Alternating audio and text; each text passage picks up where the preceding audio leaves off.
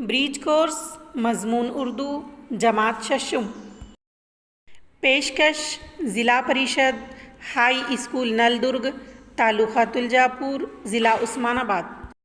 Bridge course अमली सरगर्मी number 18। सलाहियत है अल्फाज बोलना, पढ़ना और लिखना। प्यारे बच्चों, नीचे हमें एक जदौल दी गई है और जिसमें बे, लाम, ज़ुआद, मीम, खौफ, फे, खे, शीन ये हुरूफ दिए गए हैं और नीचे दो दायरों में रे और ई ये हुरूफ दिए गए हैं। तो इनका इस्तेमाल करके हमें बामानी अल्फाज तैयार करना है। मिसाल के तौर पर ऊपर की जदौल में से हम फ़े और खौफ लेंगे और नीचे के दायरों में से ई और रे लेंगे तो फ़कीर ये लफ्ज़ तैयार होगा। चलिए अब हम आगे देखते हैं। नीचे जदौल में हमें अलीफ, लाम, ज़ुआद, मीम, खौफ, फे, खे, शीन ये हुरूफ दिए गए हैं और दायरों में रे और ई दिया गया है।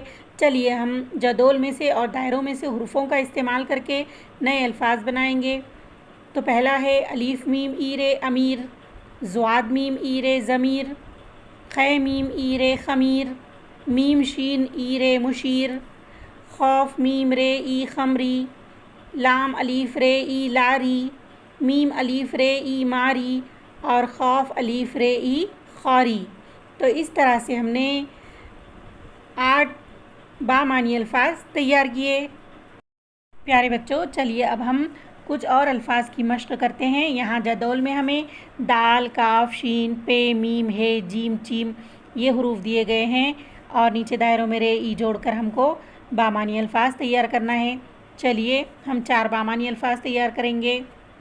शीन हे रे ई शहरी, शीन हे ई रे शहीर, हे जीम रे ई हिजरी, चीम काफ रे ई चक्री।